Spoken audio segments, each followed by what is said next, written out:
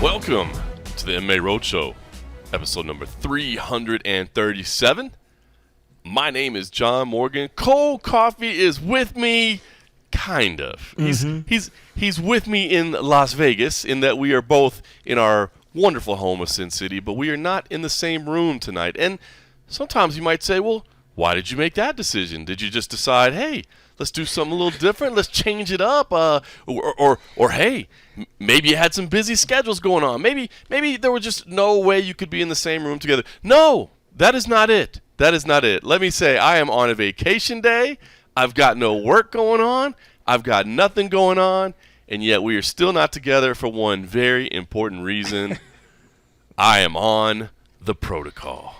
Dun, dun, dun. Dun, dun, dun. After 18 months of battling this damn COVID-19 pandemic, after 2 doses of the Pfizer vaccine, I tested positive for COVID-19, and I am on, I guess, I was going to say like court-ordered. I guess it's not really court-ordered, no, but I am not on. Too much.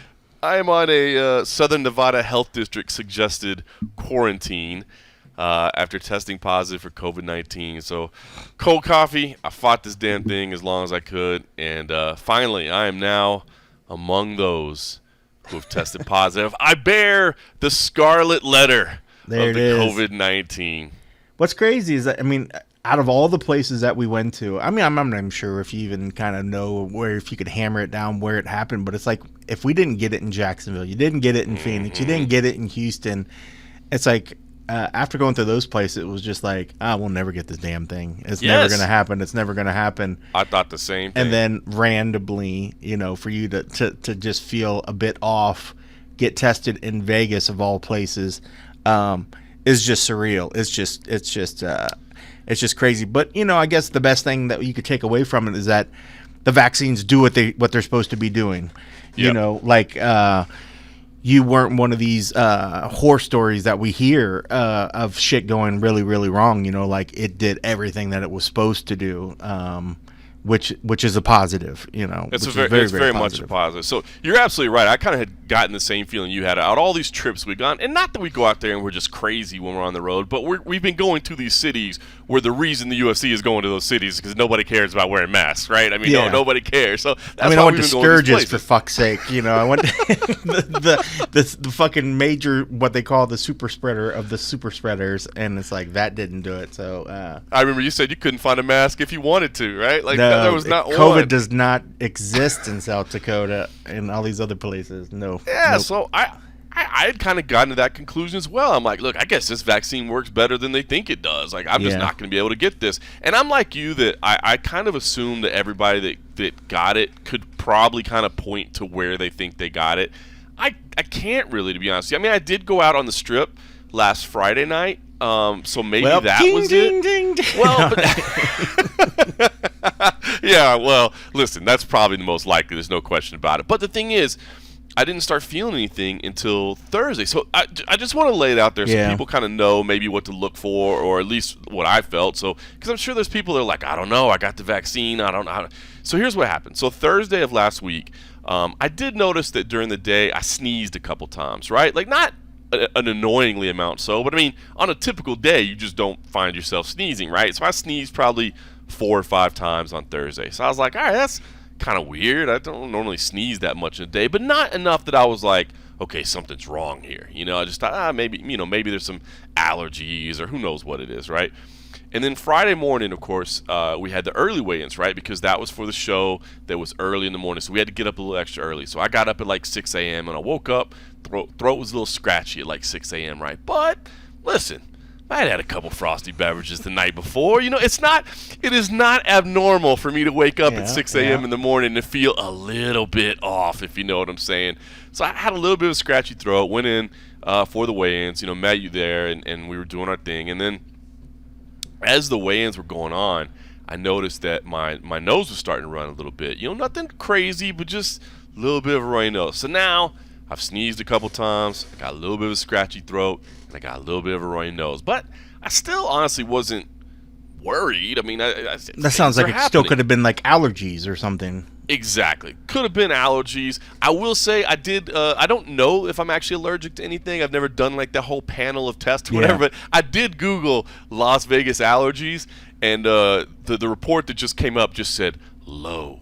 So I was like, like allergens in the air, the pollens. Yeah. I mean, you did get a new dog. I was thinking at one point, I was like, maybe the new dog but even though that came and went, whatever. But I mean, like sometimes let me update you on that one. Yeah, because I mean, animals can do it as well too. Like I'm actually even allergic to my cat and dog, but so there's some days that I'm just like if I go away for a trip and then I come back, I go through a whole phase of like a couple days where I get my nose gets all stuffy and I'm just like generally sort of feel like shit until you get used to like the pet dander again. Right. But it's most people just deal with it. It's not like we're just like, oh, fuck you, animal, see you, thanks for being my best friend for a while until I decided you make me sneeze too sucks. much. Yeah, you gotta go. You make me sneeze too much. Yeah, so I mean, definitely, I think and that's the thing. I think we're so hypersensitive. I mean, you did really good at actually like testing and it worked out. I know sometimes, like anytime I cough in public now, anytime I do anything, I feel like everybody's like, this. You coughed. Oh, you must have the vid. You must have the vid. So I mean, sneezing happens. So I mean, it's definitely not like if you sneeze, hey, you might go need to get a COVID test. But I think with the throat and everything that was sort of weighing on you, and I thought you said that you felt a little bit tired too. That'll get you as well. But I mean, it was super early. It felt really early, and I think everybody felt tired that day. I think everybody's a little tired. But here's what happened. Here's what kind of pushed over the edge was because of the schedule the way it was. If you notice, every single week, the fighters, they have to go test again. We don't have to test. They have to test again. But normally they go test at the Residence Inn. But because it was that early card, there wasn't going to be time to turn it around. They had to change the testing schedule basically. So what they did was they set up the testing for that week. Instead of over at the Residence Inn, they set it right there in the Apex. I mean, it's literally right in the lobby. It's literally in the lobby right behind it. So yeah, honestly, you passed it on the way to the restroom. That's it. I went to go pee, and I saw that they were setting up, and I was like, you know what? And I walked over there and I asked them, I'm like, hey, do you mind if I test? And honestly, it was really just for peace of mind. Like, I'm sneezing, scratchy throat, runny nose. But as you said, we're all a little hypersensitive right now. We're all a little, So I was like, you know what? Let me just go on and take this test. I'll get it back like the other 104 tests I've gotten before that'll be negative. But my undefeated record is over now. So I just took the test for basically for peace of mind. Yep. Went home and was hanging out with my family. I mean, was hanging out with my wife and kid, So I didn't really think I had anything, but we were sitting there watching TV. We took the test around noon. At about 8 p.m., the phone rings, and it's my phone rings, and it's Amber from the UFC, and I'm like, there's absolutely no reason for her to be calling me right now at 8 p.m. on a Friday night. So I knew it, And she called, and obviously Amber's been a good friend of ours for a long time. She's somebody we've known for a long time. So it was kind of a cordial, hey, what's going on? And then she was like, yeah, I kind of hate to be the one to deliver bad news, but this isn't really a social call. You tested positive, and man, my head started spinning a little bit, man. I was just like, oh, dude, like, what now? And I did kind of have that moment of panic where I'm like, dude, am I going to get, like, really sick now? Am I going to be, what happens next? And, so now I'm asking her questions. I'm sure she has to answer every single time. I'm like, so, hey, what are you seeing? How many people get sick? I have the vaccine. How many people are you seeing get sick? What should I do? And, the recommendation was, like, vitamin C, zinc, Powerade, like, keep your electrolytes high, keep hydrated, basically. So, I'm asking these questions anyway. But clearly she was probably like, John, as clean a living and clean a life as you live, you're probably A-okay. You could probably skip all this other stuff, She's I'm like, just saying. I'm gonna need you to stop the workout. People. I know you're probably working out at this moment. I need you to kind of get off the treadmill right now and settle down a little bit. Yeah, no. See, I did panic a little bit because I am not the picture of health at all times, and the worst part about it is then you start thinking about your wife and kid. You know what I mean? Where it's like I don't want them to get sick. So it was kind of a mental freak out to start with, but as you said at the very beginning, I just want to put everybody at ease. If anybody does have the vaccine and they're kind of like, oh man, I wonder what happens if you hear about these breakthrough cases and they're talking about Delta and it's scary. Oh my God, Delta's getting everybody. I will say, man, to me, the vaccine does what it's supposed to do, man. I had about 2 or 3, and I think you could probably still hear my voice a little bit if you know. I'm still a little bit stuffed up a little bit, but I had about 2 or 3 days of cold symptoms, just that runny nose, the sneezing, the coughing, the sore. About 2 or 3 days of that. I did have one really weird day where basically there was a horrible ringing in my ears. And it felt like when you're taking off in an airplane and you get that pressure in your ears, but then you chew some gum or you do whatever, and it kind of pops, but it wouldn't pop, like it wouldn't go away. So I had that for a little while, and I read that happens in about like 15% of cases, where I guess it's just like a sinus infection. That's what it sounds that like. was, I will admit, that was annoying, man. Like this loud ringing in your ears and this weird pressure. So I had that. And then I had one day where I was like super, super, super fatigued, like super tired. But now at this point, it's been a week. I will say I'm still probably a little bit more tired than normal. Like I feel a little bit of fatigue. And I do have a little tiny, tiny ringing in my ears. Like it's kind of present there. It's not bad. But other than that, physically, I haven't had much. So if you are, if you do have the vaccine and you're worried, like, what if this thing does catch up? I'm not telling you to go run out and go get it. I mean, I would still try to avoid it if you can, because some people are still getting real sick. But I will say this, hopefully it, puts your mind at ease. I've been through it, and it really was not bad at all. The worst part, honestly, man, is I am isolating in my own house, away from my wife and kid. Like, luckily, my master bedroom and my office are like right next to each other, so I've kind of basically have like a little apartment, I guess. I have that master bedroom and the bathroom and the office, and it's not too bad. I mean, you got, everything that I need, but just missing hanging out with my kid. I've been playing video games at night with my kid so I can talk to him, you know what I mean? So we were doing that, and it is, not that my wife doesn't always look at me with a little bit of disgust, but when she looks, she's such a germaphobe, man. Like I see when I'm walking around her, she's like trying to like look the other way. I mean, we're staying apart, but every now and then I gotta go down. There's just a Lysol spray just trailing you.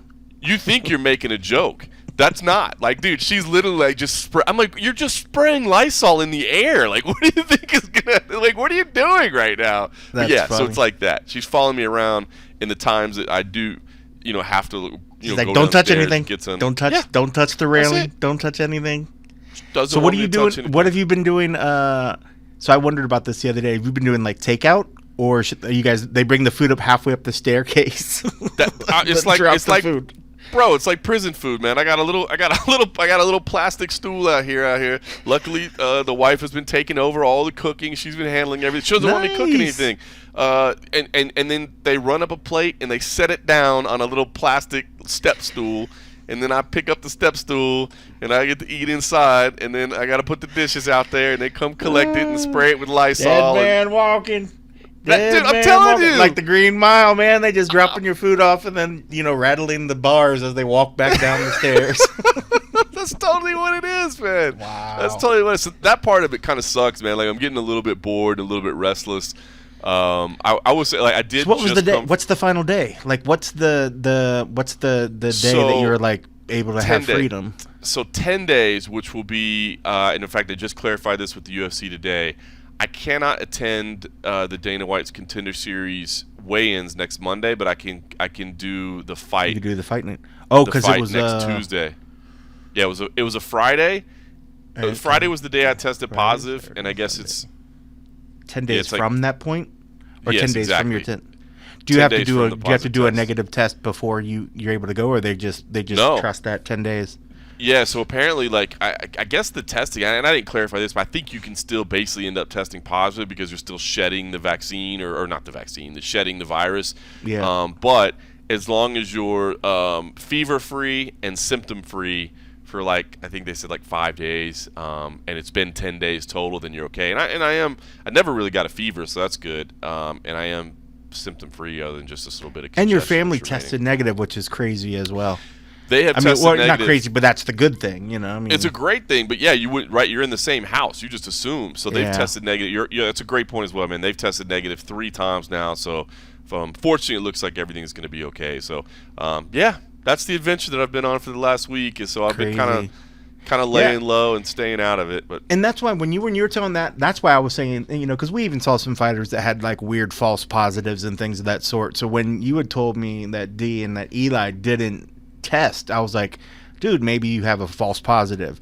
But then when you started saying like your ears were messing with you, I was like, well, something might be going on, you know. And obviously, if it was enough to sort of trigger it, if you didn't have the ear thing, I would think that you were probably fine and maybe had one of those false positives that we hear happens with the fighters. Not quite often, but it's happened enough times that is, that we can even think that is a possibility. I mean, I started thinking that that's what it was.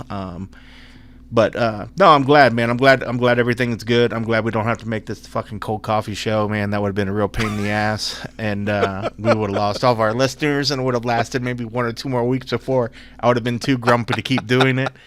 So I'm glad that worked out. And I'm glad everything worked out with the family. That's ultimately the biggest part. And you're almost there. You're at the fucking finish line now. So soon you'll be able to have real food, not prison food, delivered to you. And so does that speak to the level? But I mean, was the food good?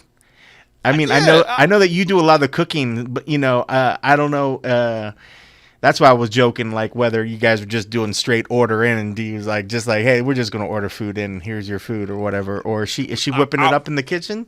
No, I would say she has gone and picked up her share of takeout food and that sort of stuff. I don't.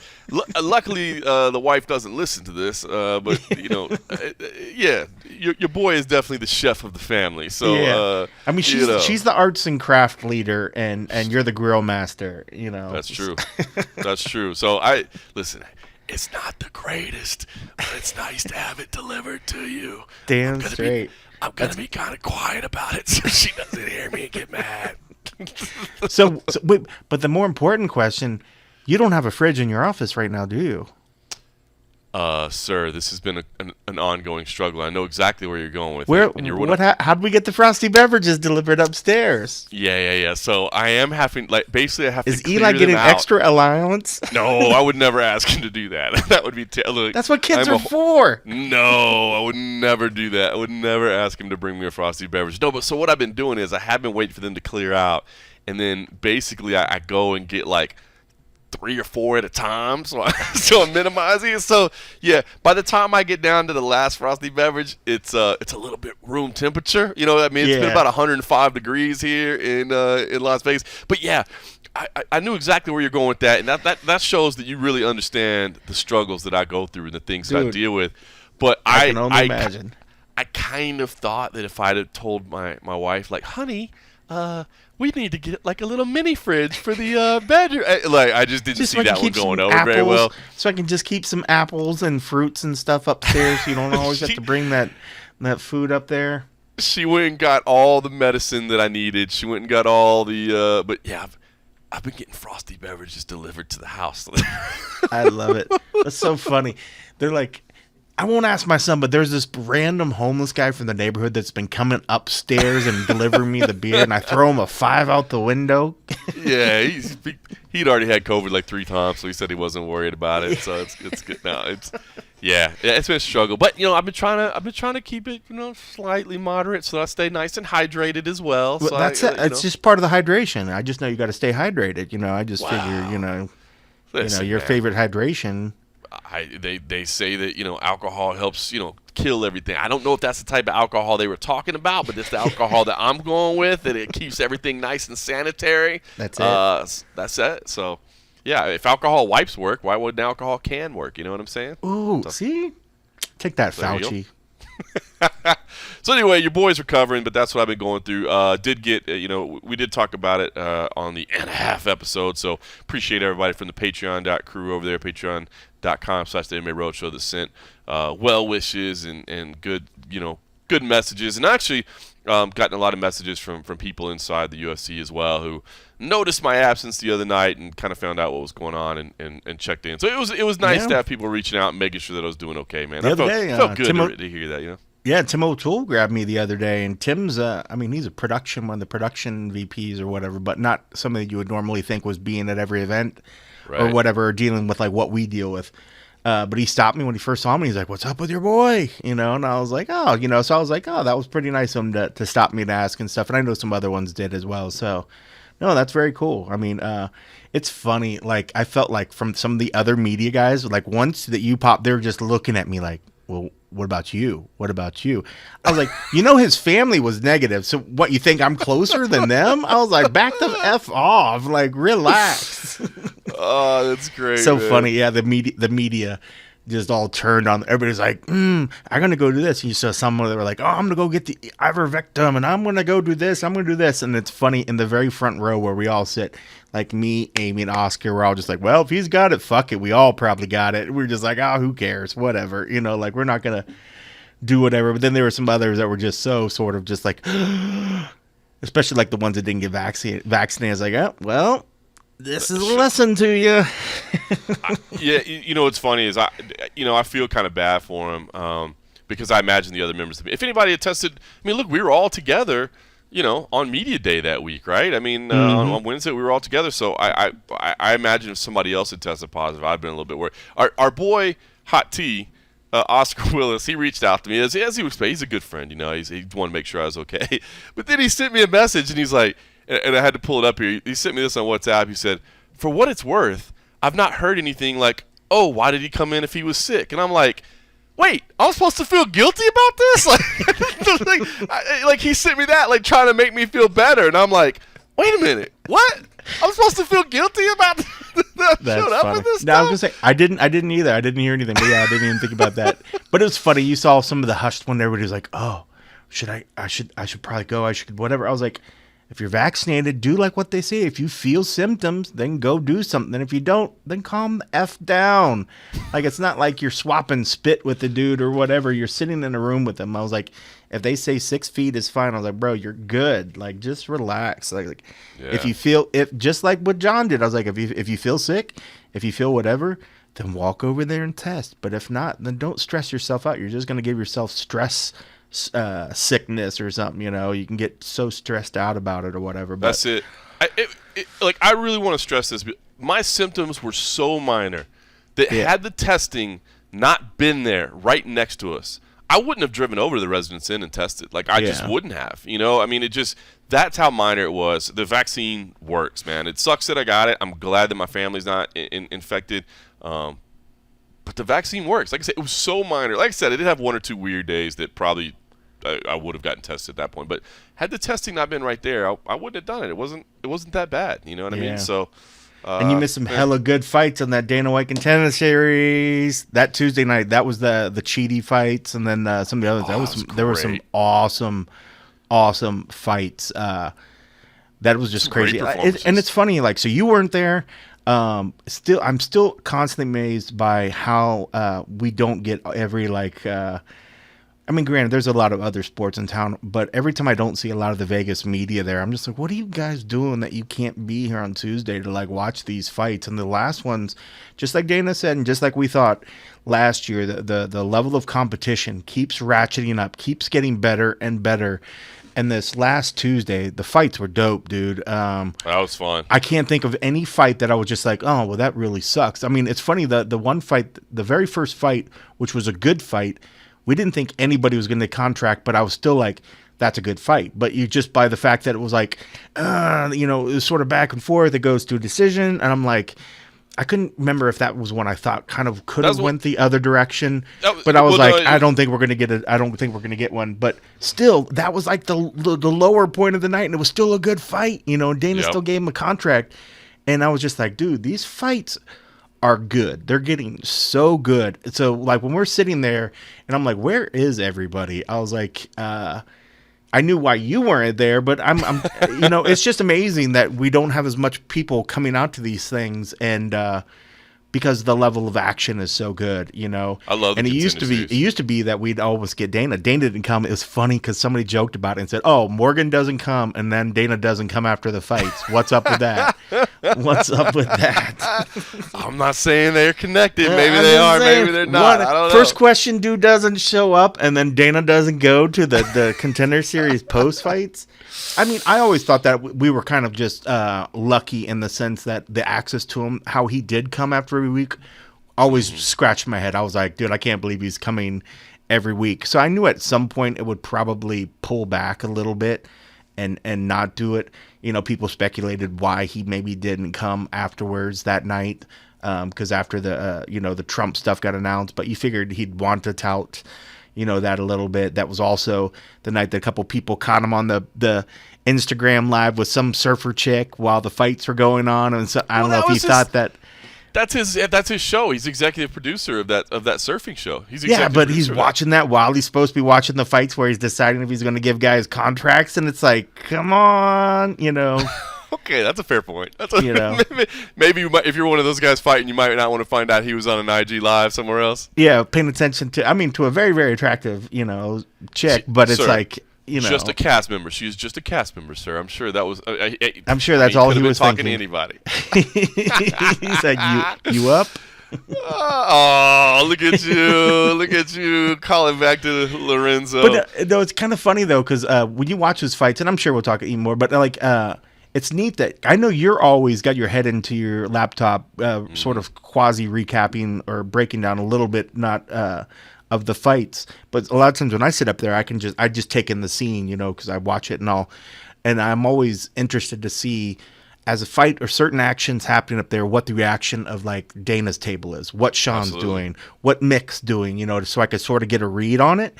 And it's funny because that first fight, I was like, oh man, the action really isn't doing whatever. I was like, man, it doesn't even look like Dana's really even looking at it. And then that's when the picture came about him like actually Instagram living with this cast member or something.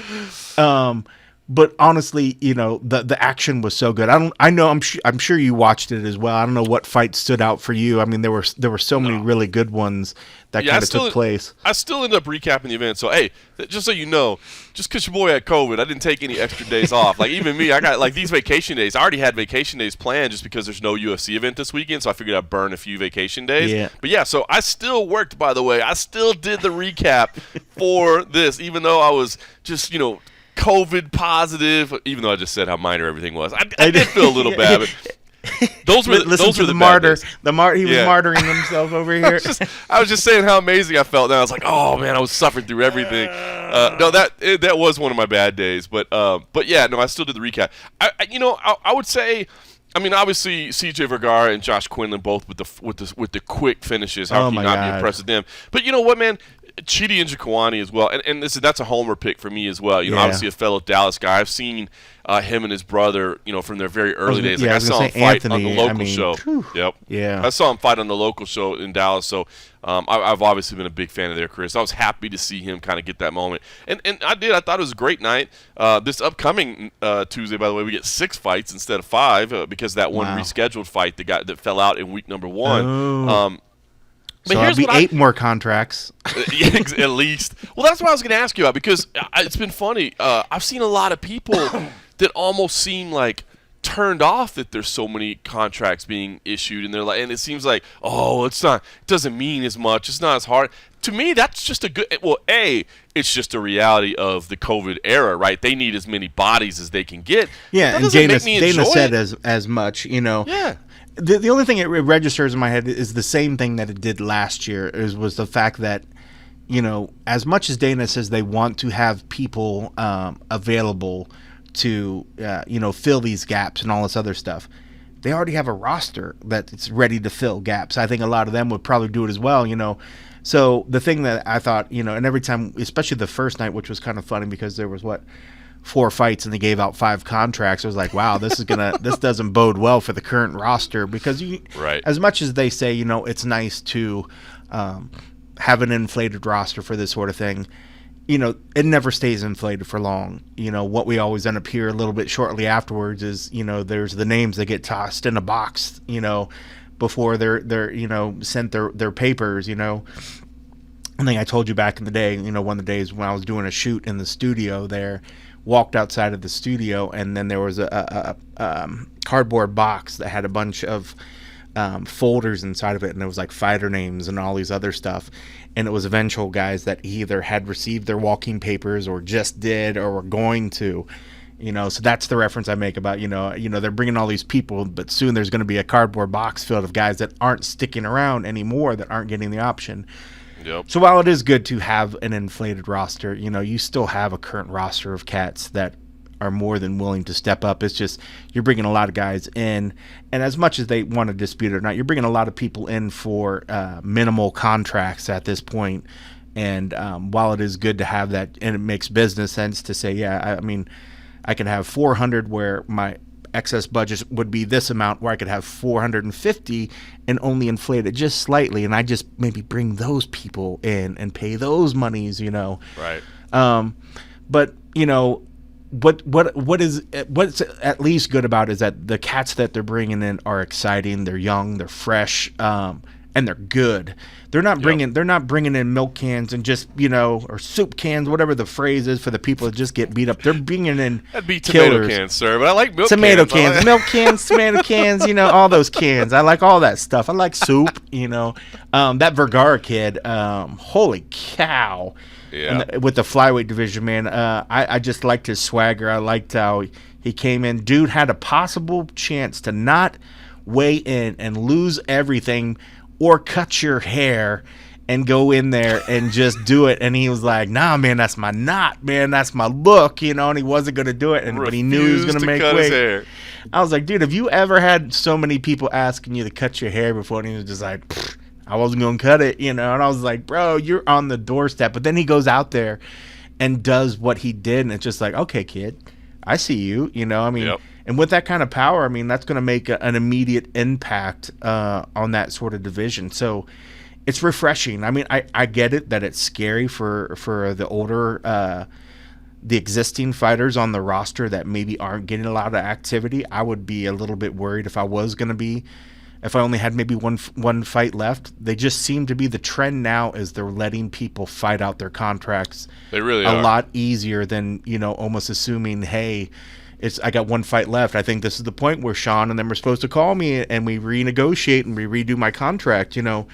If you ain't crushing it and killing it, I think in all the aspects, your social media presence, when you're on the camera, when you're doing the stuff fight week, and then when you go out and perform, if you aren't killing it in all the areas and you're getting near the end of your contract, I would be a little bit worried that, do I need to call and make sure, touch base that, hey, am I still somebody that's being desired to be here? Because if you're not keeping your ear in their name, keeping your name in their ear, they might just let you fight your contract out, Well, there's a flip side of that, because there is a positive in that they are letting people fight out their contract a lot more. Whereas before, you'd get like 2 losses in a row, and Joe Silva was like, you got to go. That's 2 in a row. You got to go. Now they're letting them go ahead and go ahead and, let somebody go ahead and fight all 4 of their fights on their contract, even though they're 0-4 or 1-3. So that's at least a positive, but it's a very short-term positive, because you're right.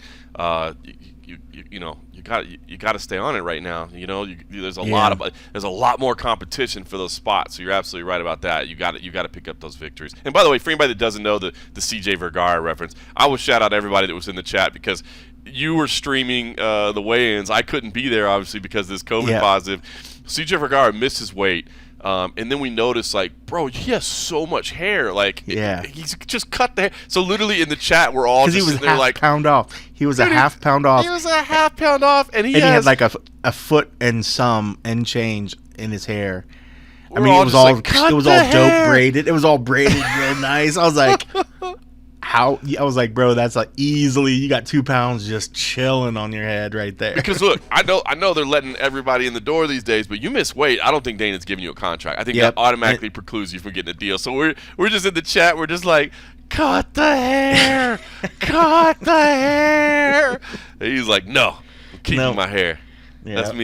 That's me. Yeah, Contender Series. Look, I'm still down for it. I feel like some people are kind of, I don't know, souring on a little bit because there's so many contracts being handed out. But I like it, and I'm with you, man. I still enjoy it. I know it's fun for you because you on Tuesday nights you actually get to come inside the I get Apex. to watch you get fights. to watch the fights. Yeah, it's one I of get the to few watch times the you get to fights, and I watch don't have fights. to do a damn thing until afterwards. I love just it.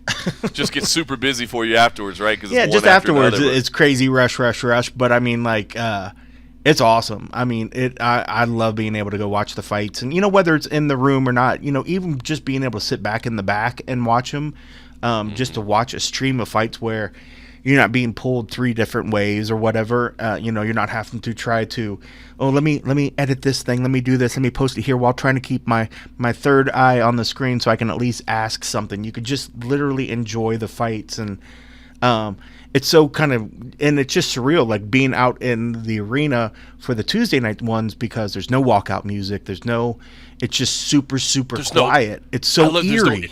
There's no intro. That's the one that throws me off a little bit, because you got that rhythm of how things work and the time. Yeah. You're right. No walk-in music, but then there's not even like a buffer or a Martinez or anything. It's just like, you're in the cage, let's go. It's just like HD gives the guy the clock, and boom, they go. Yeah, I mean, so a lot of times you look up, you're like, both guys are in there. Like, wait, what's going on? It's so crazy. I mean, I love it. I do miss. I like it how it is now, obviously, but you still get nostalgic from the old Tough Gym, and how you could used to hear the rafters and the hum of the lights up there, and the wind would come and shake the building. So you got this pure quiet atmosphere. You got the nervous family sitting on the bleachers that are creaking as they're sort of rocking back and forth, and then you hear the wind come, and the garage door sort of rustles and vibrates, and then they get in there and the fighter stomp the floor, and then you're smelling the sweat in the air, and it's just so grungy, and it was so awesome. It's just amazing. I always say there was something more raw. There was something like, I don't know, more primal about it. Like, and I think probably part of it too was just the Tough Gym was iconic, right? If you had seen all the Ultimate Fighters, you knew all the scenes, you knew all the cameras, and not that the Apex is certainly. I mean, hell, look at how many events we've had there. I think already, I remember seeing a stat the other day. I think already the Apex is now the place where the most UFC events have taken place, like more than MGM Grand, more than Mandalay Bay, more. Yeah, because we've had so many. Well, yeah, because I guess all those Vegas. We're at Vegas. What 30? Yeah.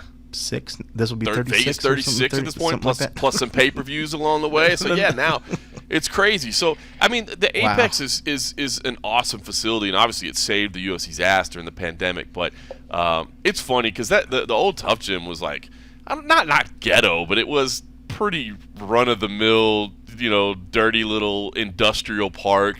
Like, nobody actually misses the location, but I thought the same thing the other day. Like, I kind of miss being inside the Tough Gym, man. It was just, it felt different. It felt different. It felt, like you said, kind of more raw. It kind of felt like, I don't know, like we were doing something wrong at that point or something. You know what I mean? And what's funny, because, and we've said it before, like the area now where the fighters wait to receive the contract has got this informal name of the kitchen. And that comes from the Tough Gym, where they literally sat in the kitchen and like the break room, kitchen counter, just sitting on the counter, waiting to get the word. And it's funny because we were talking to some of the people the other day. They didn't understand where that reference came from. It was just like they're like, I think we said that. They're waiting in the kitchen, and they're like, what do you mean, like the kitchen? And then we're like, let us take you down memory lane, So. Yeah, it's just surreal. I mean, that place, it's even today, it's not here, but it's still sort of affecting the way that the current season is happening in that sort of iconic little way. It is funny. Like, if you refer to the kitchen, somebody never been in the Tough Gym, like, what the hell are you talking about? What are you talking about the kitchen? That used to be the media room, or that's where we do the weigh-in. No. Oh, man. Because the kitchen used to be on the flip side of that room before they made the new studio. That was the kitchen. They would sit there on the kitchen counter awaiting their fate. Not like now where there's monitors and they can hear stuff. Like, they were literally just sitting in there with us. Yeah. And we're like trying not to be awkward either as we're sitting there watching them await their fates. And then Heidi Dean would come in and open the door and be like, come this way. And then the other guy's just like, and then come do it again. And then just at the very end would be unceremoniously pop back in the room like, that's it, guys. Thanks. That's all. Better luck next time. And then leave. And then we're just like, I remember we'd give a couple like speeches sometimes. I remember like thanking them for what they did, Brother, and then that was a great fight. It was a great fight, man. You'll be back. You'll be You'll back. be back, blah blah blah. And yeah, I mean, it was. I felt so bad for them, and was just stressed out for them. And then it was stressful for us being in the room because it just felt so awkward. You're like, you want to come on, walk over and give them a hug, and be like, "It's okay, bro. Like, don't worry, bro. A couple little changes, you'll be right back at it, man. You know what I mean? You're there. It's one little step, man. We'll get back in the gym next week, and we'll get it fit. Like, wait, what are you talking? Yeah. I mean, I don't know. Thank I'm you, not random journalist guy. I'm gonna take your tidbits and go back and work on this. I'm gonna take it to the woodshed. Yeah. Let's do Meanwhile, this. they're probably inside thinking, "Who are you? And why are you talking to fuck me is right this now? Leave me alone. I didn't get a USC contract. I hate you." I want to punch something. Get out of my face. Oh, wow. That's great, man. All right, well, listen, talk about watching fights. I did want to ask you about your plans for this weekend because, like I said, I'm burning a couple. Is there something going on? Is there something going on? I mean, there's no high-level mixed martial arts. But that doesn't mean there's not a couple of big names happening out there. Evander Holyfield versus Vitor Belfort at you mean Triller that Legends Fight thing? Club.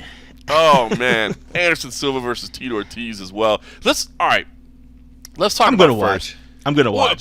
Okay, so here's what I say first of all. I always throw this out there right away in that I don't think it's fair to judge like public interest or whether other people should watch by whether I'm gonna watch. You're absolutely right. I'm gonna watch. But here's the thing is, I'm gonna watch and then I'm gonna turn in the money that I pay for the pay-per-view to USA Today, and they're gonna pay me back for it. So like I always say, for you and me, it's a little bit easier. I guess at that point, you're just saying, is it worth my time? For other people, they have to say, is it worth my time, and is it worth my $50? Whereas you and I don't have to make that evaluation. We're not paying $50. We're getting paid for it. So, yes, I'm absolutely going to watch. But I do wonder about this thing, right? Like, I told you, I was very interested. When it was Vitor Belfort versus Oscar De La Hoya, I was very, very interested in this fight because, and we talked about it a couple times, this was one where it didn't seem like every single factor favored the boxing guy. Here was one where the size and the power were clearly in Vitor Belfort's direction, but the pure boxing skill goes, of course, to Oscar De La Hoya, one of the greatest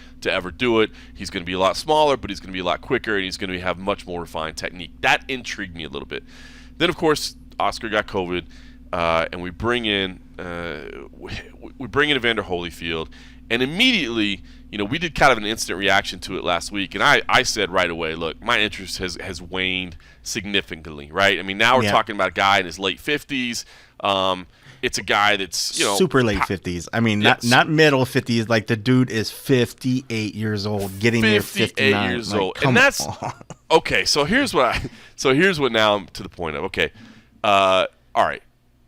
California Commission, Andy Foster, a guy that we both have a lot of respect for, he says, look, I'm sorry, I cannot sanction this fight. I'm not going to do it. And so immediately Triller moves this thing to Florida. And I get it, man. They're trying to save their event. They're trying to put this thing together. And I'm not saying that Evander Holyfield shouldn't be fighting. I'm not going to just categorically say that he shouldn't be fighting. I'm not. Look, the guy is in phenomenal shape. I don't even want to say he's in great shape for 58 years old. The dude's just in great shape, man. You look at the footage. I mean, he's in great shape. But he's 58 years old. Says he's been training for 2 years. That's what he said. He's like, I'm not just getting ready on a week's notice. And he was. He was trying to get ready for Mike Tyson. Yeah. He had another fight lined up, Kevin McBride, that they were going to fight as well. That fell through. So he has been preparing for a fight. This is a lifelong boxer. This is somebody that's so here's the thing is, I just want to say this, that I'm not saying that he shouldn't be fighting, but I will say I find it disappointing that Florida's commission, yes, they did medical testing, and that's great. I mean, that's the bare minimum. You have to do that. You have to fight blood work. You have to pass the blood work. You have to do the EKG. You have to do that. That's bare minimum. But what I would expect to see in a situation like this is a commissioner go watch a practice. Go watch a sparring session. Go in there and just let me see one practice. Like, of course your body of work speaks for itself. We all know who Evander Holyfield is. He's one of the greatest boxers. He's one of the most accomplished heavyweight champions in history. We know that he's, I guess, physically, he has the training, he has the lineage, he has all that. But we need to know because what we're doing right now is, okay, he passed the medical test. Great, bare minimum. But now what we're all doing is we're looking at that open workout footage, right? That's the footage we're looking at, and we're saying, does this guy belong? And I'm a little torn on that because that open workout footage was hard to watch. But I think you and I both know, too, just judging from a mitt session Yep. is not necessarily fully telling of what somebody's capable. Because I'll Yep. be honest with you, if you watch Vitor's session that same day, it did look a little bit better than that. But Vitor wasn't exactly, it didn't look like he was, the guy that was in there against Vanderlei Silva just rattling off punch. I mean, he was kind of, going through the motions a little bit too, not exactly ripping pads. So I don't want to. I guess what I'm saying is, and I want to get your take on this because I know we've all seen that footage at this point. I saw the open workout footage, and it is concerning to me. But I'm not 100% sold yet that that's the fastest the guy can move. That's the most he can do. I don't think you can glean that from the footage.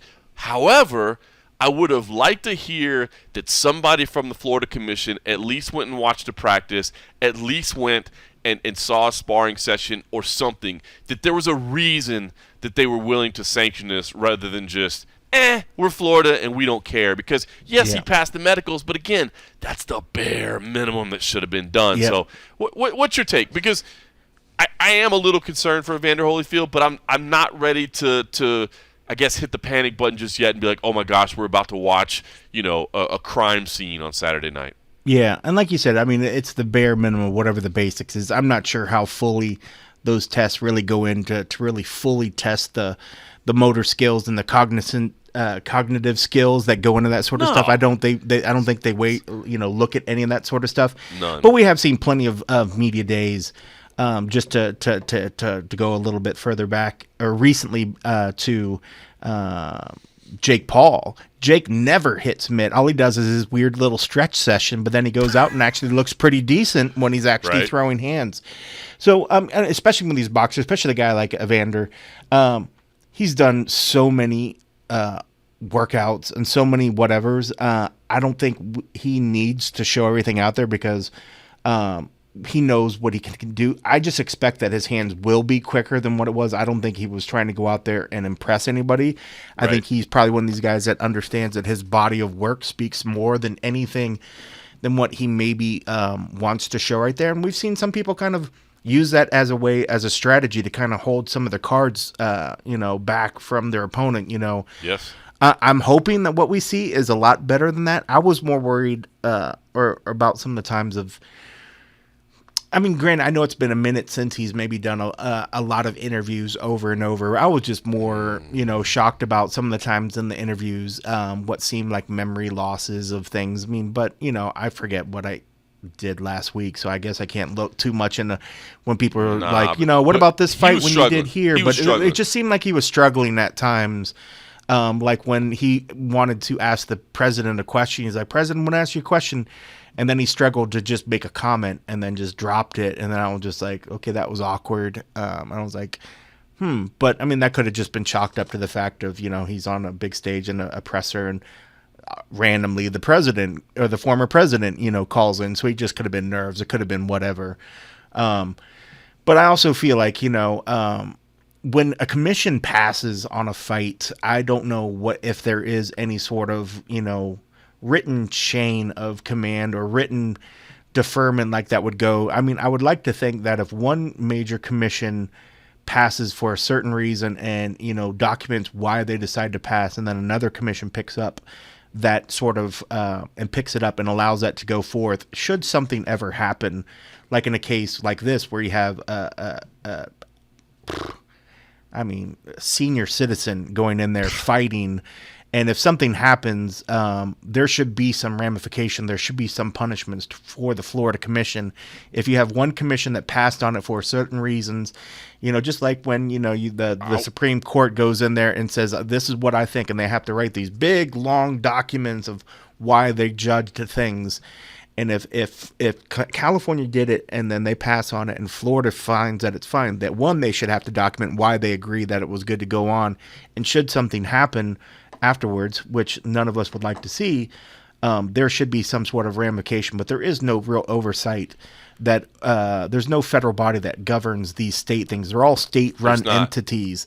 And that's something that should maybe change going forward. If you want to have an Ali Act that every state has to pay attention to, there should be some sort of governing body. I know people are already probably shaking their heads like, oh, just another bureaucratic body. But in this sort of thing, there needs to be. But this is the perfect example of why there might be a need for that. Because There's a need you're absolutely for it. right. There's the Association of Boxing Commissions that people have probably heard of before, but there's no formal bond between them that makes them. Now, they kind of agree, hey, you suspend a guy for drug use, we'll honor that suspension. We're going to honor that. You suspend a guy for a medical concern, we'll honor that as well. But there is nothing in this situation. And you're absolutely right. If something does, God forbid, happen to Evander Holyfield on Saturday night, in terms of liability, now I don't know how legal liability would work, but in terms of just moral liability, Florida would certainly have to answer for that. And I think you're absolutely right about it. This would just going to be like, well, he passed the medicals. He passed the medicals. Because that's what I want to hear. If California, one of the most respected commissions in the game, Andy Foster, one of the most respected commissioners in the game, said, I'm not comfortable doing this, and you said we are, as you said, why? Tell me why. Tell me what it was that made you say why. And if it's simply a matter of like, well, we just thought it would be all right, that's not you doing your job as a commission in regulating the sport and trying to ensure the safety of these fighters. And again, I'm not saying that Evander Holyfield shouldn't be fighting. But what I am saying is I'd like for them to have some reason that they can tell me, John, here's why we think he should fight. And it can't just be because he passed the medicals. Because as you said, the medicals have nothing to do with any cognitive abilities whatsoever. It's about it's his blood work was okay and his EKG was fine and his vision test was all right, which Michael Bisping passed the vision test. So I don't know how much faith you want to put in that one. You know what I mean? So there needs to be more of especially in a situation like, dude, the commissions make you do extra testing when you're over the age of 35. This guy is 58. And again, he's in phenomenal shape. The dude could whip my ass. He's in way better shape than I am at 43 years old. I'm impressed. But again, those cognitive skills a little bit. I want to know that the commission saw that he can move faster than he did in that open workout session. I want to know that somebody saw, because you're right, some of the interviews that he's done, it has been a little bit concerning where he struggles to finish sentences and he struggles to get complete thoughts out. And, you know, not that he was ever the greatest talker of all time and you know, he was always, you know, he wasn't like a big, you know, he's not a Chael Sonnen out there or a Jake Paul or whatever. That's not who Evander Holyfield is. But it is a little bit concerning. So, listen, I'm watching on Saturday night. I do favor Vitor Belfort in this situation because of the age difference. I will say this, you know, I give Vitor a lot of credit for. I mean, that may be too much to say. I give Vitor a lot of credit for fighting a 58-year-old man, but I will say, I mean, this fight changed completely for Vitor Belfort, right? Like, he's going against the small, faster, better boxer. Now he's going against a heavyweight with more power than he does, or at least the same, certainly better boxing skills. And now it's a completely different fight for Vitor Belfort. So I will say, for him to take this type of a significant change on short notice, that's impressive. I mean, that's almost like saying, well, we spent the entire camp you know, training for a grappler, and then they brought us Francis Ngannou, and we said, well, let's go anyway. I mean, the entire game changes for Vitor, so I give him credit for taking this fight. But I do favor Vitor in this fight, and maybe I'm crazy in that. I mean, I think Evander is going to be better than what we saw in that little pad session, in that little open workout session, but I just don't know at 58 years old if he's going to be able to keep up with Vitor Belfort. Yeah, and that's the thing. The commission and when I saw that they had passed him, they allowed it, you know, and I thought I read somewhere that said that he was cleared to either have a professional or an exhibition bout. So, like, they had it within their means to say, all right, maybe if it's an exhibition, maybe they'll take it easier. You know, maybe they won't go as hard because there's no scoring. I mean, maybe they could have went that route and allowed the fight to be an exhibition to where maybe there would be less at stake, and then the guys could go out and just spar and have fun, you know, make some money and do their little thing. But obviously, you know, for it to be what it was, I mean, I know he had agreed to do that with, you know, De La Hoya. Maybe they could have revisited that when the opponent switched up like this, and maybe, you know, given that some consideration. You're right. I mean, you're right in the sense that if it was a slightly younger version of Evander, this is a much more dangerous opponent than what De La Hoya would have been for him in terms of size, in terms of power, and in just an overall, when you look at the accolades of what he was able to do in his career, eclipses, in my mind, what De La Hoya was able to do. But De La Hoya, you know, seems like a young fresh, spry athlete when you compare him up against what Evander looks like in his age. You know, so I tend to favor Vitor as well. I mean, unless for the fact that he's carrying so much muscle on him now that he's going to tire out, you know, and then, you know, if he doesn't throw good strong punches, you know, and maybe Evander's just going to sort of turtle up and let Vitor blow his load, and then he's just going to wail on him with those incredibly slow but yet still powerful shots, and then catch him with it. I don't know. I just, you know, I feel like, you know, talking to our boy Fiasco, you know, he's saying, you know, oh, great, this is going to be the fight where now people maybe are finally going to see that death in a ring, and then there's going to be the people that are going to want to see more of it. You know, because there are the sickos out there that just once you see it, then now you got to bring it on. You know, like Fiasco, what are you doing? Don't. Well, you know, man. I mean, he's just when I told him that, he didn't realize that the fight got switched up when I immediately told him that, and he was like, wait. He's like, Holyfield. And I was like, yeah. And he's like, isn't he like 50? And I was like, dude, he's like 58. And he was just like, no. He can't believe that it's going on. He's just clearly just completely thrown against the wall by it. He just doesn't understand that it's going. So obviously he's is he pre-ordering, or is he going to wait until Saturday to order? he might try to swing over and just, you know, watch it here or something. But yeah, I don't know. It's crazy, but hopefully everything works out that night and we see a decent action, and then both fighters come out there happy and not too harmed. Maybe it's a complete snooze fest, and we'll have worried for nothing. But that would be the best of outcomes at this point, because no one wants to see Evander take any major damage.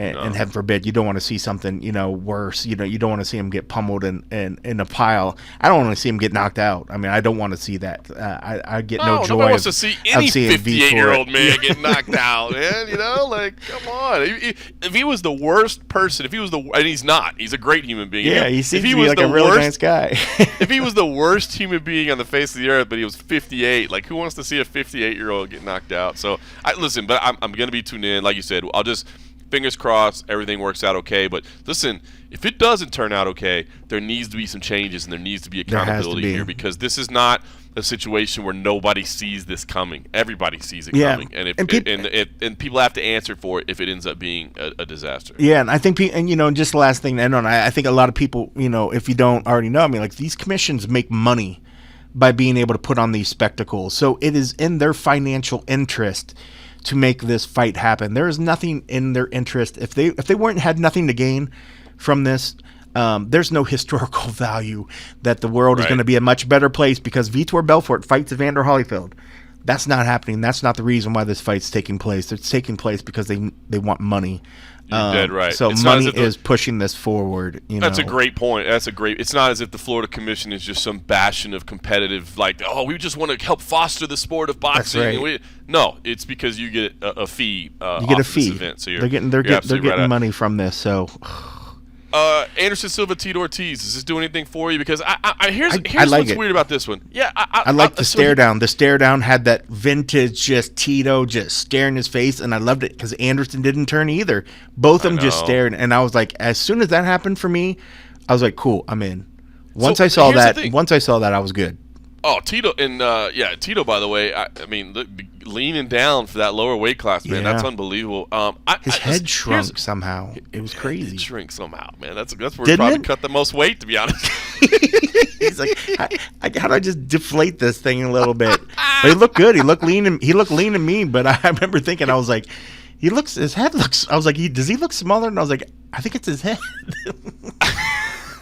So true. He's an impressive dude, man, when you see him. But no, I'm super excited for this one. I'm torn. So here's why I'm torn on this. Here's my point on this, and I'm torn about, because if they were doing it, I mean, this is Anderson Silva and Tito Ortiz. This is two of the greatest ever in our sport, two of the most notable names, two of the most accomplished names. You know, I know Tito's later career maybe isn't, you know, what the early, but man, this dude was an absolute force and was one of the biggest stars in the history of the sport. Huge star. If they were doing anything, like if they were going to go have like a bike race against each other or something, like they were going to go play Yeah, if they were going to go play basketball, like I think I'd be like, these are two notable names in our industry, and I would be interested. So I am interested in this from that point of view. And the fact that this is Anderson Silva versus Tito Ortiz, that excites me. But considering that we just saw Anderson Silva beat an actual boxer, younger, and we don't think of active we don't fighter, think of Tito as much of a striker, like, is this fight going to be competitive at all? I mean, does Tito have a chance?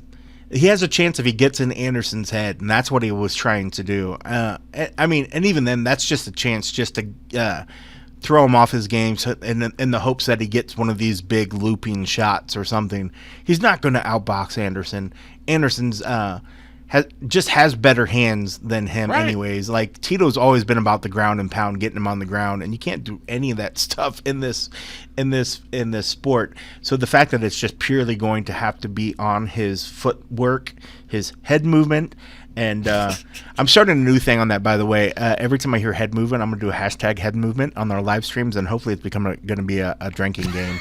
I decided that today when I was monitoring the Triller. I was like, we're going to start a new drinking game. But no, I mean, Anderson, he's clearly done the work with his hands and working with the right coaches, and he's always been a decent MMA boxer. And what we saw from that last fight with the real boxer, that he actually, those skills transferred over, and he was able to improve upon that. So in terms of who should win this, in my opinion, clearly Anderson should be able to outbox him. But Tito's got a way of just getting in dudes' heads, man. He just talks a good game, and if he's able to get in there and, you know, try to lock up with Anderson, maybe if he can do it enough time to maybe try to tire Anderson's arms out a little bit so that the punches aren't so quick, so then he can maybe just catch him. Because, I mean, his power, Tito's power is going to stay and maintain through. You know, it's just if he gets too tired and too, you know, from either just blocking so many shots that he can't throw that punch because his arm's so tired, or if he just literally blows his load because he's going to have a huge adrenaline dump, he's just going to have to get in there and make it dirty and get in close, try to get him up against the ring and do some work. Because if they stay at distance and it's going to be two guys trying to box, Anderson's going to box circles around him. It's not even going to be close. I'm interested because of who it is and the names involved, but I'm concerned that that's not going to be a very competitive fight either. I think you laid out the scenarios perfect. Yeah, boxing fans aren't going to watch that one and be like, "Oh, look at the high level." You know, they might. I think they'll give Anderson some props. I think they'll give him some props. You know, because he earned it and he's done the work. But yeah, it's not going to be for the boxing fans out there. That's the one they're going to laugh at us because we're excited about, and they're going to say that we're naive and we don't know what we're watching. Blah blah blah blah blah. Yeah, whatever.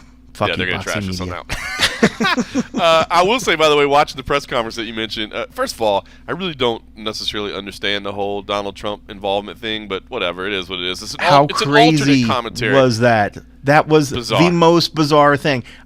To think that the craziest, at one point, when his son, when Junior goes out there, and I said, well, shit, we got to cut this. This is the former president's son. Of course, we have to do this, you know, crazy. And then to think that mere moments later, wait, hold on the phone, we have the former president. And I said, this is the craziest thing ever. Like, when I tuned in to watch that, I had no idea, because it wasn't written anywhere that of who was even going to be on the dais. I thought it was just going to be Vitor and Evander.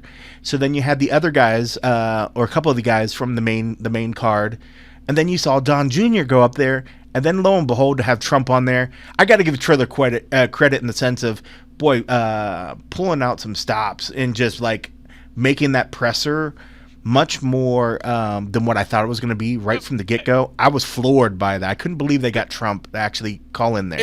It's absolutely insane, but they get it. Like, that's what Triller's going for, right? They're trying to, as you said, man, they're trying to make it crazy. They're trying to be different, and they are getting noticed. Like, it's the weirdest thing I've ever heard of, but it's getting people it's getting people talking about it. So you can buy that. It'll be the alternate commentary. I'll be interested to hear what people do if they end up watching the normal commentary or the Trump and Trump Jr. commentary, which So, but it's going to be part of the same thing, right? It's not like you just have to buy a separate one, right? It's part of the main thing. It's a secondary audio thing. It's kind of like Yeah. the Snoopcast used to be, whereas like if you don't want to hear our normal feed, you can switch over here and So you have to go to the listen hidden this. menu on your TV, or like the star, then look for the SAP stuff or whatever. Yeah, who even knows how to access secondary That's audio it. anymore? The poor guy, and he's going to say there's millions of people listening, and we'll have no numbers to prove him wrong. Or anything. Oh I yeah, can already see. ratings huge. There's going to be 100,000 pay-per-view buys, and he's going to say he had 1 million people listening to his commentary. So ridiculous. I will say, hey, you know who else I did enjoy hearing from at the press conference? So David Hay and Joe Fournier. They're entertaining. Fun. They had a fun Yeah, little it's back fun and banter. forth, man. They're kind of good banter between those two. That's a fight that I don't imagine will be competitive either. I think David Hay should win that fight, but I don't know. Fournier does have boxing history, so I guess we'll see as well. So Triller Fight Club, embrace the chaos. We'll be watching on Saturday night. And, That should be the catchphrase. Just embrace the chaos. That's so true. That's so true. Hey, listen, on a bright note, I did want to mention one thing real quick. Kyoji Horiguchi signing with Bellator. I love it. Kyoji Horiguchi is incredibly talented, and I love seeing him in Bellator more. From my understanding, he'll still fight over in Ryzen a little bit as well too. It'll keep his options open. Obviously, that's one thing that Scott Coker likes to do. Is he's cool working with other organizations. And I think that's a great thing. Kyoji Horiguchi, I think, is an incredibly talented athlete who was just rushed in the UFC, to be honest. He was too young to be fighting Demetrius Johnson. And then he went over to Japan where, they embrace their own as a star. And this dude just continues to get better and better and better. And the fact that we now get to see him more frequently in the Bellator cage, man, I'm excited about that. So I was kind of hoping, when he mentioned that he was a free agent, that he would at least consider a return to the UFC. But I think he likes the treatment that, the idea that he can still be free to fight in Japan and look at other options the way Scott Coker will allow him to do. So exciting addition there for Kyoji Horiguchi. So that's a bright thing. And then not necessarily the best way to end, but it would not be right if we didn't make a mention of an unfortunate passing with Susie, of course, the UFC makeup artist who's well loved and a good friend to both of us as well. And I don't have a ton to add to what else is out there, except that I would just say, I mean, everything that you see out there is true, man. You see all these amazing posts from people all throughout the industry who talk about the positivity and just the light that she had. Susie was always a big smile. Did my makeup on a couple of days? If you imagine that difficult assignment, she had to try to make me look good, and she used to give me little tips. She was like, when you go do your broadcast things, you should take this little bottle of, a little foundation here and a little sponge. And you can knock out some of that little glossiness that gets on your forehead. I mean, she was just awesome, man. She was always great, and she's been battling for a while. We've had to hear secondhand from a lot of the issues, the challenges that she's had, and in the end, I guess just cancer sucks, right? That's all there is to it. But I just think it has been so nice to see the outpouring of love and support that hopefully she knew was there for her while she was still here as well, because people really did have nothing but absolute love for her. Yeah, and I think you said it best. I mean, it's one of those things that a lot of times during, fight weeks or anybody that does any sort of production or whatever, you have a lot of hands that are involved where, if it was somebody that maybe didn't have a big personality or didn't have whatever, it'd be easy to maybe overlook somebody that was just a makeup artist for people doing production or people doing the things. But what she epitomized and what it came to be was that she was the bright face that these nervous fighters would get to see before they'd sometimes go to do their first bits of fight weeks interviews, and she put them at ease. Besides making them look good, she made them feel at home. She made them feel warm and welcome, and that happened, and that went everywhere. It went across to staff as well. I mean, there were times I'd see her on fight week, and she'd always it's funny. The way she would always just sort of say cold coffee that, now I hear it in my head, and it's so sad to think that I won't hear it again. And it's just, but she had a way of just making you feel loved. And it was incredible. She reached out after Heather had passed and, we connected and talked about a lot of stuff, and then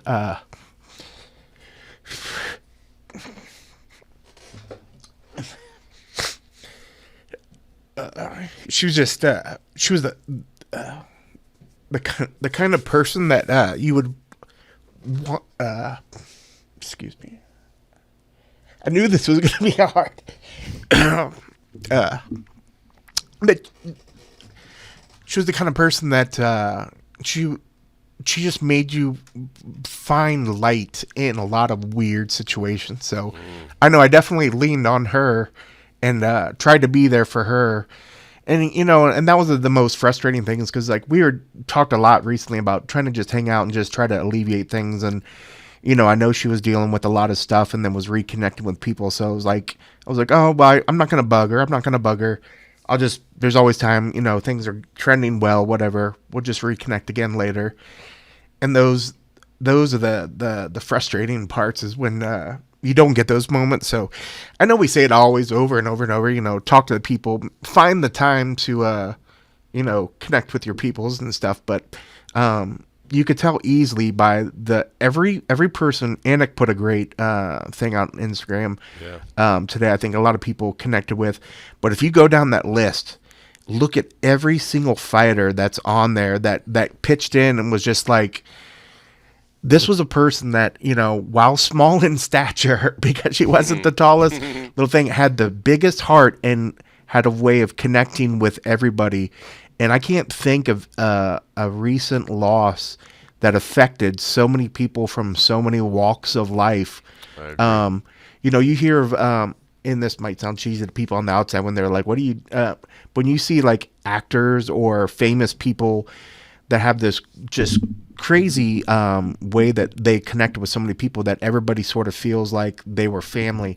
Susie had a way of doing that to every fighter that she ever touched, every staff person that she ever met. So, and to her to be able to do that while dealing with cancer multiple times is just amazing. She was just an amazing person, beautiful inside and out, and yeah, dude, this one's gonna hurt. It's gonna hurt a lot of people.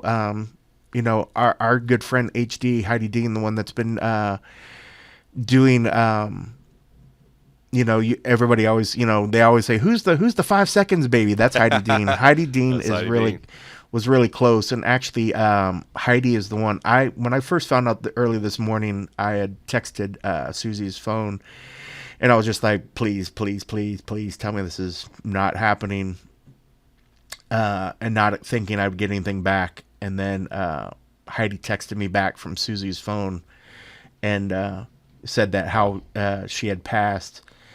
So I know HD, as much, you know, there's a lot of people dealing with this a lot harder than, you know, you're going to find people from all over that are dealing with it harder than others. And, you know, I wasn't even like the closest with Susie, and it crushed me this morning. So I know that there's going to be some people out there really, really hurting that if anybody has connections with some of these people, you know, you've seen Anik posted and talked to some people. If you see some of these people and you have friendships with them, reach out and see how people are doing, because this one's going to hurt a lot of people, and a lot of people are going to be, you know, wanting to maybe share stories and talk about a little bit, and then just sort of do that sort of thing, because that's what she was. I mean, she was she'd share a story, she'd share her weed, she'd share a drink with you. I mean, that's what Susie was all about, you know. I mean, she was a beautiful person, true. And yeah, she loved her weed, man. But fucking good shit, man. Beacon of positivity, man. She really was. It's true. You know, what you said is so true. You know, it made me think.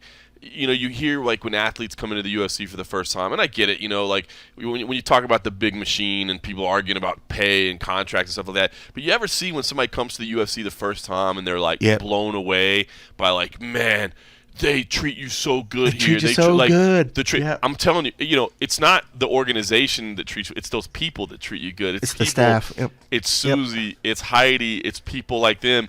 They're the ones that make you feel special as an athlete. You know, of course, the fact that you have the UFC logo on and you're around the big show for the first time, yes.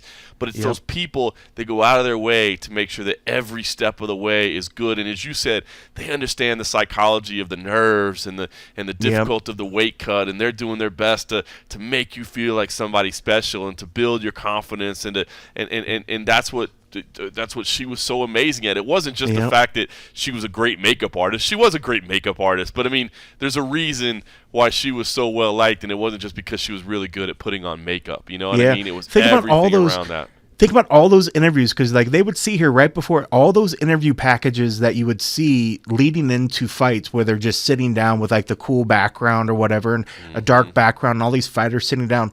The majority of all those interviews that you saw for years and years and years, every one of those fighters just prior to that were sitting out front in a chair, and Susie was opening them up, warming them up, getting them to look good. But it was every good interview that you heard was because she helped make them at ease. You know, so if you could try to put a value or an overall, you know, size on what she was able to contribute, like you said, much more than just being a makeup artist, which she was actually a fantastic makeup artist, because I'd see some of the girls come afterwards and they were okay, but everybody was like, it's not like what Susie would do.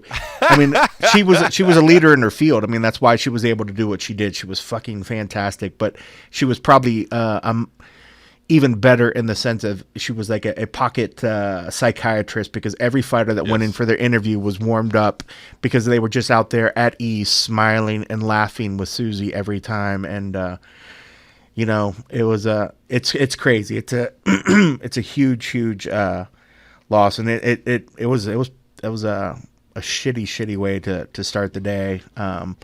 By any means, but I did have a bright point, but I'll let us finish on Susie, and then I'll tell you about what my bright point is that I was able to get today. Thank God.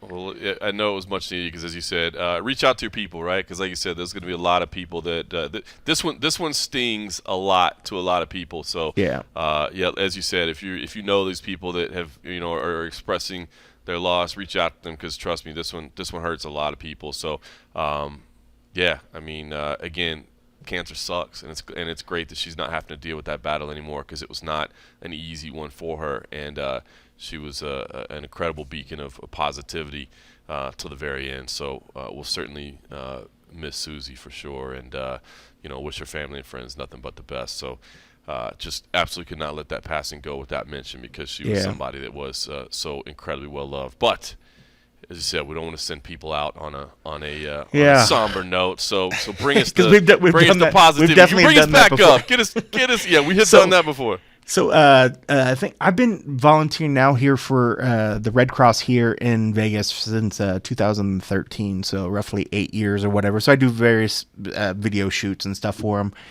But it just so happened the other day, my buddy who is in the PR, I'm part of the communications team, the visual storytellers, whatever, said, hey, I have a shoot that we have to do down at the Animal Foundation. There's puppies and there's kittens. Can I count on you to come shoot it? And I was just like, absolutely. Puppies, kittens? I was like, okay, I think I can do it. Maybe. I just got to see the schedule. And she's like, oh, and we're going to have some talent.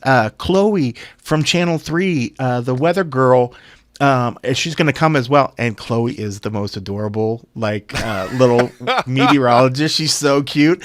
So then I was like, yes, I will help.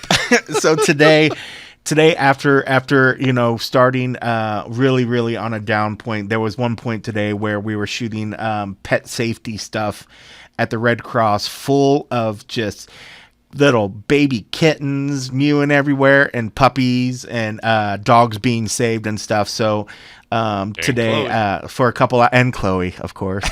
And so at some point today we got to help spread the message on like pet safety and stuff. So I got to see puppies and kittens and the super cute weather girl after I started the day, bawling my eyes out. I was like, please. So I do subscribe to some of like the male meteorologists, you know, whatever. No, but they're just not as good as like, get out of here. You're not selling nobody with that nonsense. Ain't nobody buying that. This is the forecast of the day, you know what I'm saying? Bro, you're talking to the roadshow audience, man. They already know you. You might be able to sell that to somebody out on the streets, but everybody here knows you are just talking trash right now. But look up Chloe. Good.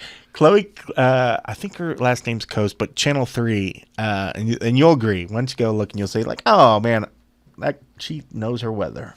From a terrible start to the day to puppies, kittens, and Chloe. Puppies and kittens.